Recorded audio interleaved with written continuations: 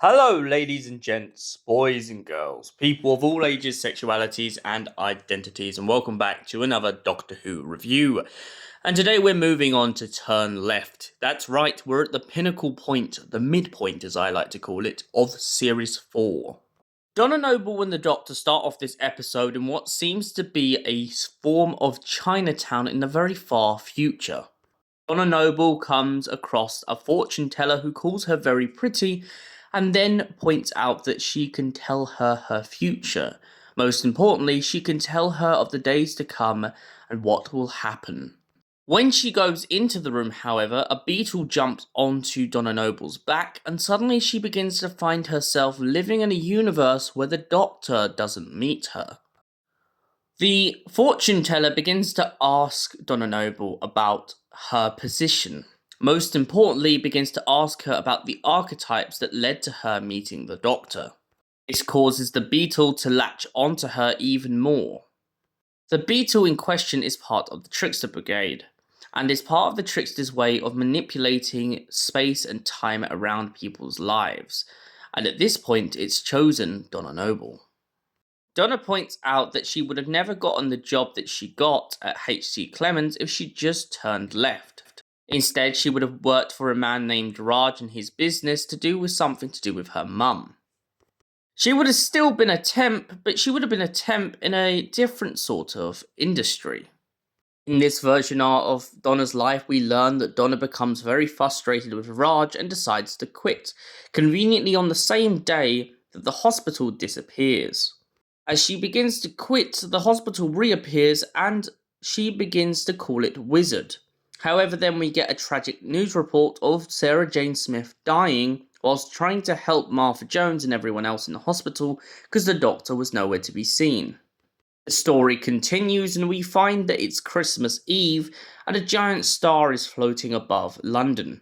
As it begins to strike down across all of London, and Donna begins to race after the star out of some obligation that she's not quite sure what she has, she finds herself racing down to the Thames to be stopped by a bunch of unit soldiers who begin to proclaim that the Doctor's body was found in the Thames and the Doctor is dead. But that's not the only thing. Our tragedies continue when the Titanic that the Doctor would have saved from the sky comes crashing down and destroying most of London. This all happens whilst Donna manages to get a holiday and go to Spain. When Donna returns, she finds herself in a situation in which she is now chucked out of her homes out into the country to Leeds. Whilst living in Leeds, the tragedies continue as Atmos begins to come into active. Turns out that the Centauran attempt to try and attack the human race's cars was very successful. A lot of unit soldiers died during this instance, and the Centaurans were only defeated because Torchwood stepped in. The stepping stones of all of these things begin to continue. On her way home, when Atmos begins to go off, Donna finds herself being attacked by one of the unit guards who says that there is something on her back. He then apologizes for lifting his gun towards her, and she goes to chase after Rose Tyler, who keeps on popping up.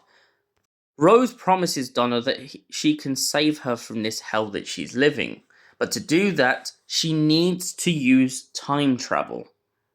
Donna doesn't quite much believe in time travel and finds herself confused why Rose keeps whittling on about the Doctor, a man who she has never met.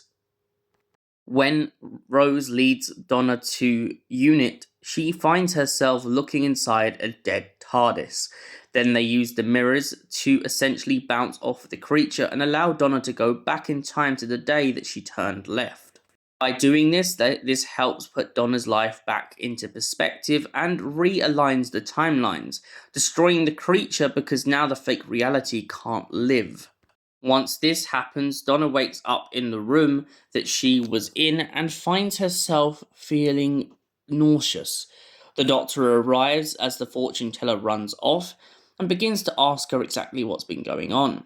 He then finds the beetle and puts it on the table to dissect it and figure out exactly what was going on. Donna then explains at the end of the episode that just before she died in that other universe, she found herself in a situation in which Rose leaned down next to her and told her 2 words. The Doctor asks her what 2 words, and she says bad wolf. The Doctor and her then run after the TARDIS and find themselves in a street surrounded by the words bad wolf. The Doctor then explains when he goes inside of the TARDIS and everything is red, that it means the end of the universe. So, turn left. What did I think of this episode? It's a very solid episode, and I feel like it's one of the strongest episodes of Doctor Who that goes in depth about the ideas of companions being trapped in a universe where their whole life has been rearranged. I feel like the fact that Donna distrusts in this episode the reality and finds herself kind of accepting it really quickly really shows the kind of difference in comparison to other companions. Yes, Donna has travelled with the Doctor for some time now, but she doesn't fully know the extent of who he is, where he comes from, and how important those things are. She just knows that he's a bloke that saved her from a giant arachnid on the Thames, and also from Pompeii and many other instances. But their journey together is only slowly but surely building up.